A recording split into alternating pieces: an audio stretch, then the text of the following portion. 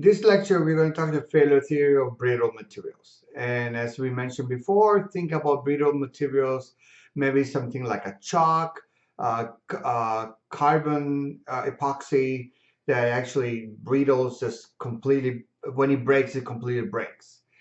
Um, so you may want to consider a case like this, right? Where that's what we, in the previous lecture, we talked about the ductile materials. Um, ductile materials, they have more capability of resisting once it starts to fail because they got a yielding, right? A yielding point.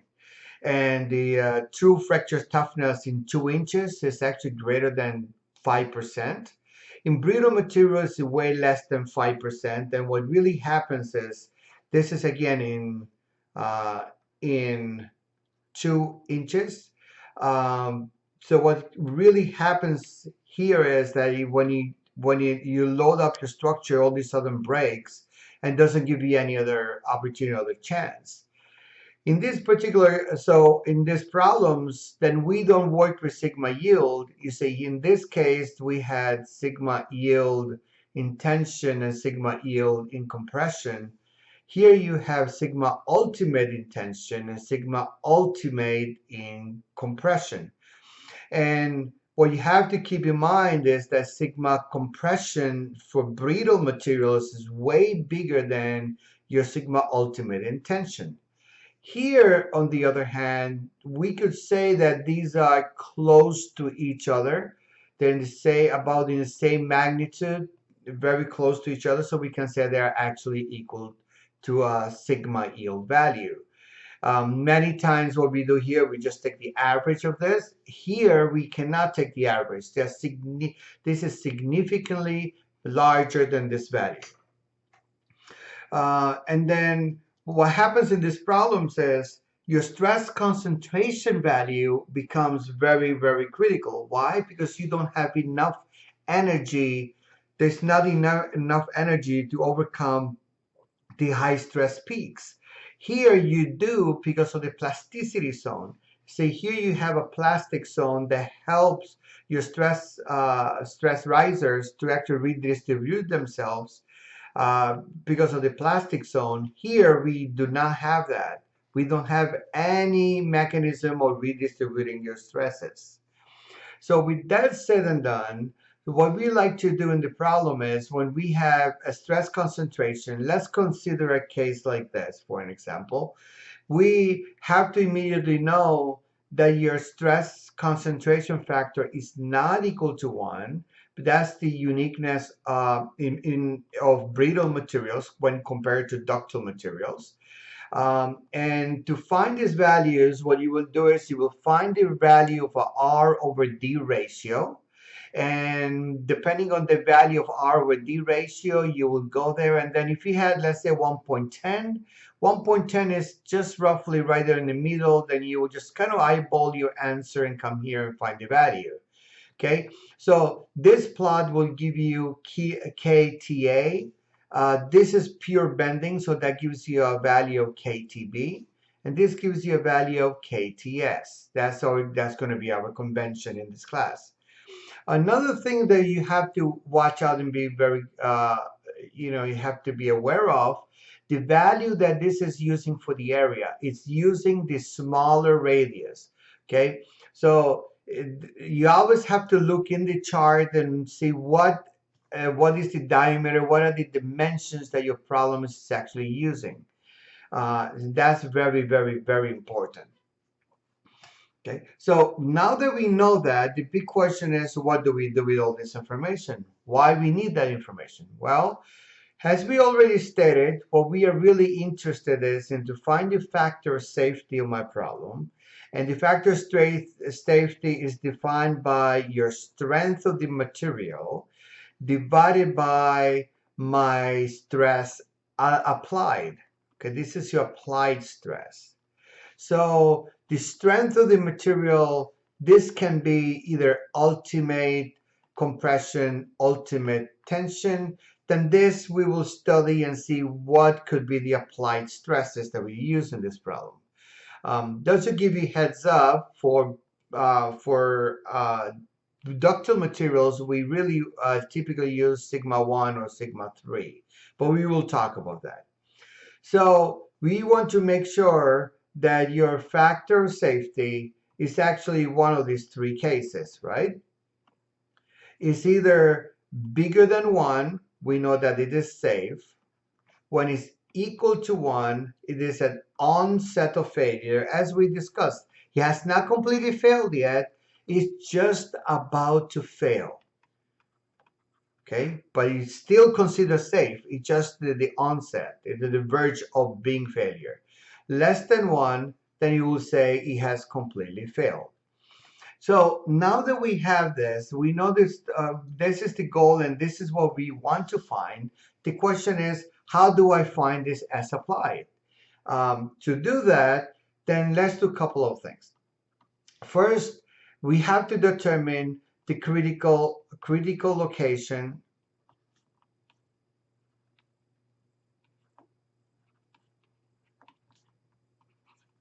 in X, right? You need from your load diagram, find where this is critical, and then find your design point.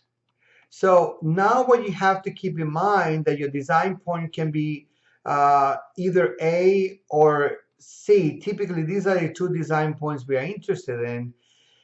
Now here you have to evaluate both of them to see which one is. It's not really trivial to know which one is actually the design point, strict sense. Okay, so once you have that, let's call this step 1. And then step 2 would be you have to take a design factor. Listen, you need to apply a design factor of 1.15. Doesn't matter what you do, you are always going to apply a design factor.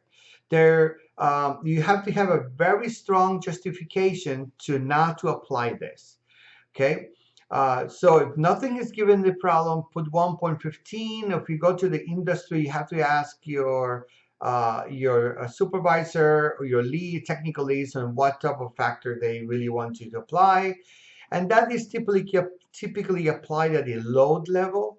So we can take all our loads and apply, we can apply our load, multiply our loads by the load factor. So in that sense, we now have the new loads, and those new loads are the ones that we'll use on all our in our design. And just to clarify, just know that if you want to use ND equal to 1, you have to have a strong justification.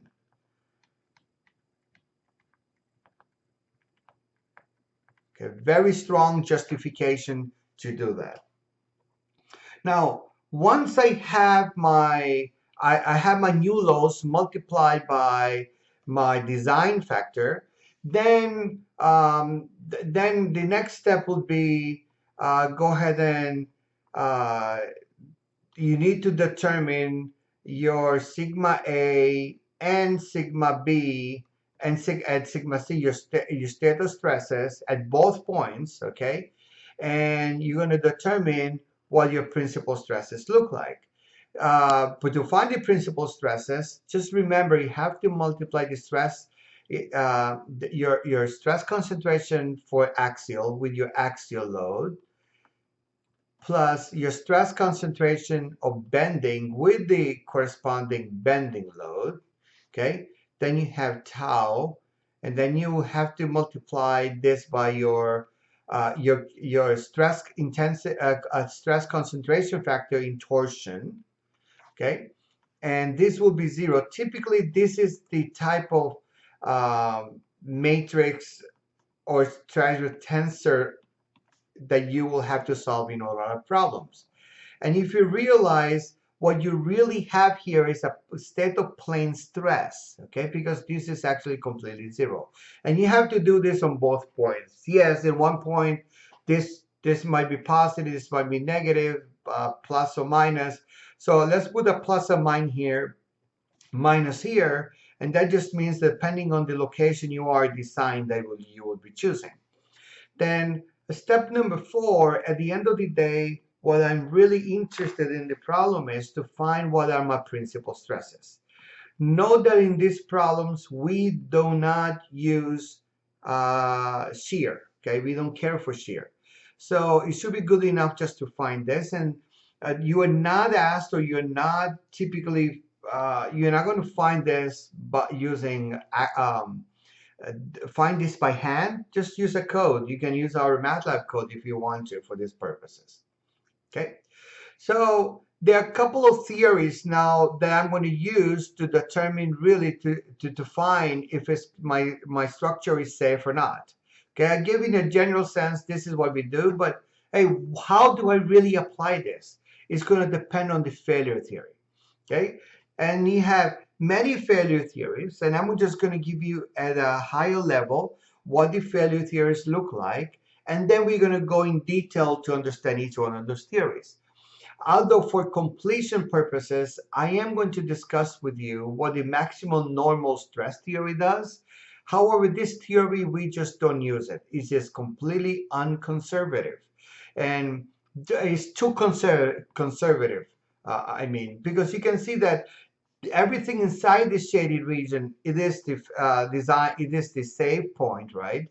So if I had a point, let's say right here, this point, oh yeah, I'm safe because of this, and I can design for this. Well, but you failed for the other, this other two theories, and it failed. And the test data has been able to show,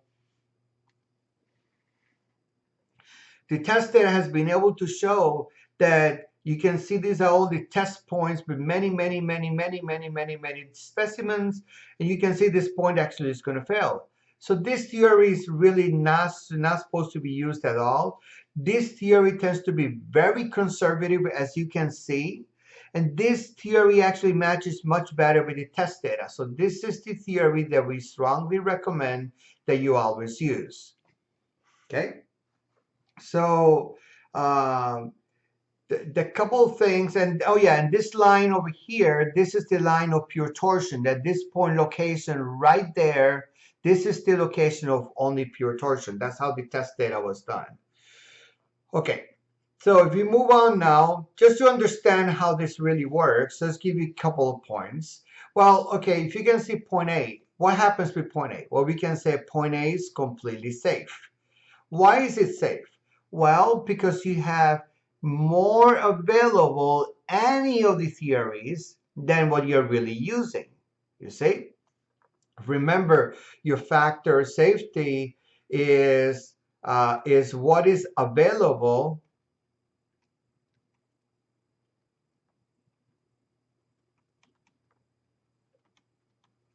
divided by what is used. Okay? So if I have more available than what is used, you can definitely say this is going to be bigger or equal than 1. So it's going to be safe. Point B, now on point B, what you can say is, hey, this is at, actually my factor safety there will be equal to 1 for which theory? For Brittle column Moore theory, right? And is safe, but then for the factor safety is going to be greater than 1. I'm sorry, for this case, my factor safety is going to be bigger than 1 for all the cases. In this case, is bigger than 1 for the modify Moore theory. This is the modify Moore, by the way. This one right here. Okay? And it's going to be modify Moore and also the maximum normal stress theory. Then point C, now what you can see is point C, your factor of safety is going to be less than 1 for Brittle column Moore. Why? Because I'm using a lot more than what's available, right? You see, this is how much I have available, and what I'm using more, so it's going to be less than 1. So it's actually going to fail. Okay, so this is fail. And then for the Brittle column Moore, actually this is bigger than 1 for all the other cases. So this is actually safe.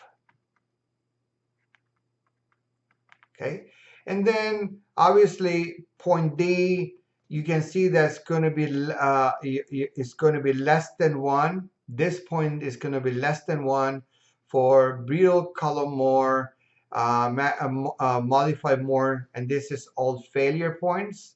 So this design should be avoided at all costs. Although the problem does say, it kind of gives you the impression that, hey, this is bigger, it is safe for maximum normal stress theory, but we don't use this theory at all. Okay, then let me write down this right here because I ran out of space, or right here maybe. E then is a point of failure. Okay, it's a definitely point of failure. It's less than 1 for all theories.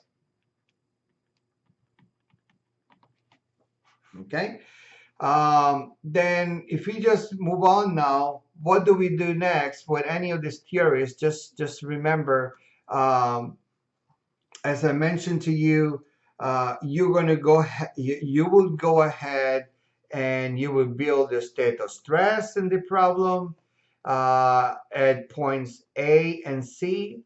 Your state of stress, sigma XX, uh, sigma YY. In general, this is what your state of stress looks like, right? XY, tau XZ, tau YZ, and remember all of this is symmetric matrix. And then from here, you're going to find your principal stresses. Um, then once you find your principal stresses, uh, and then just don't forget in the problem, never forget that you need to apply your design factor. Okay, design factor is very, very important in your problem. Typical design factor 1.15, but this can fluctuate even up to 1.5 sometime in machine design. In airplanes we actually use 1.1 or 1.15. That's good enough, or sometimes even closer to 1.05. Now you can have structures that may require even a design factor as high as 2 in many cases. Okay, so from there, remember you need to modify all your loads. Don't forget this. I know I'm repeating myself here from the beginning of the lecture, but you have to keep in mind that I need to modify my loads. I need to do it. Okay, so and okay, so the next thing we want to do in the problem is, well, let's study what happens with each one of the theories. In this theory, for our case, so you can know, we are calling this sigma 3 and we are calling this sigma 1.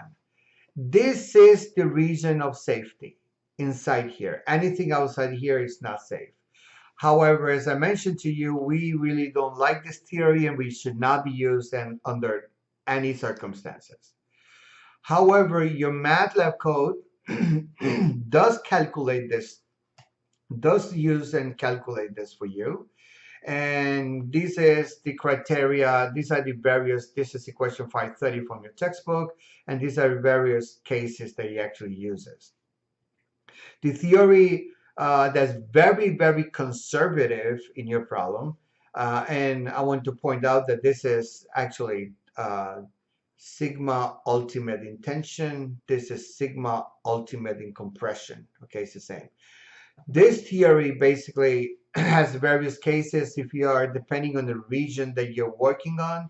If you're working in this quadrant right here, this is quadrant 1.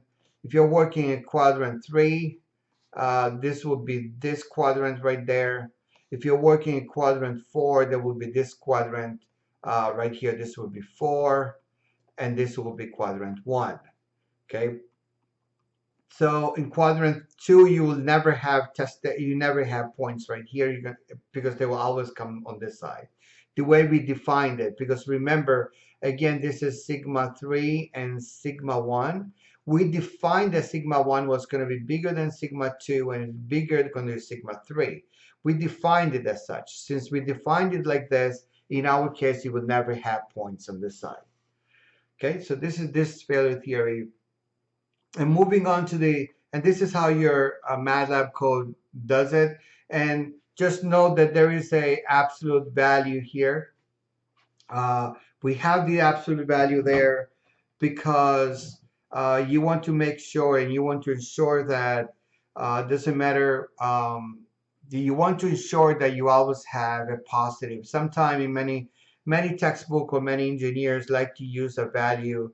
If this is in compression, instead of saying 109, they like to use the value minus 109. Okay, so that minus is already embedded into your equation. So just use the absolute value in these equations. Okay, so the theory that we do recommend that you use and the one that we want to use in this problem, it is the Moore circle theory, and this is was enclosed by the blue um, it was enclosed by blue lines, and these are the cases for this particular theory. Okay, so it's very easy if you're in this region. Again, this is region quadrant 1. This will be condition for quadrant 4. This is a condition for quadrant 3. If you're on this side over here, this you may have a case like that. So here is going to two cases, right? If you're over here, then you need to use this equation. If you are over here, then you use this equation. In your MATLAB code, this is how it actually looks like, okay? And this is how your MATLAB actually, your program is actually built and is designed. We have a third case that your book does not discuss, but I think it's very, very important that we do discuss it because it's widely used, and it is called the modified Moore circle criterion. This is like the von Mises stress, if you would, and we just use this and we find a sigma equivalent effective. And this sigma equivalent effective is basically, again, don't forget there's absolute values here. Basically, what you're doing here is you're just evaluating all of these guys, sigma 1, sigma 2, sigma 3, and these are your principal stresses. And the maximum value, including, this is minus 10, this is 9, use minus 10. If this is minus 10 and this is minus 100, then you will use minus 10. But minus 10 is bigger than minus 100. Okay, that's how this works. And then if this is a positive value, use this. And if it's negative, then you should set this equal to 0, which will give you infinite. So this approach doesn't work, then you would just go ahead and use an alternative approach will be just to use this equation. As a summary of your whole failure theories, at the end of the day, if it's brittle material, this is the one that we strongly recommend to use E effective in your problems. Here, this is the most popular and the one that we strongly recommend that you always use. This is sigma equivalent, or we also call this von Mises. Okay. One thing that I want to point out, these two theories right here, these two theories fail when sigma 1 is equal to sigma 2 and when sigma 3 is equal to 0. This actually gives you a stresses of 0. So therefore your factor will be actually bigger, will be infinite, which doesn't make a lot of sense. If that's the case, if this was the case, I strongly recommend that you use this theory. Is more reliable and it overcomes the downside of these two theories when they're all the same stresses. Okay, so this concludes our discussion on brittle failure theories for brittle materials.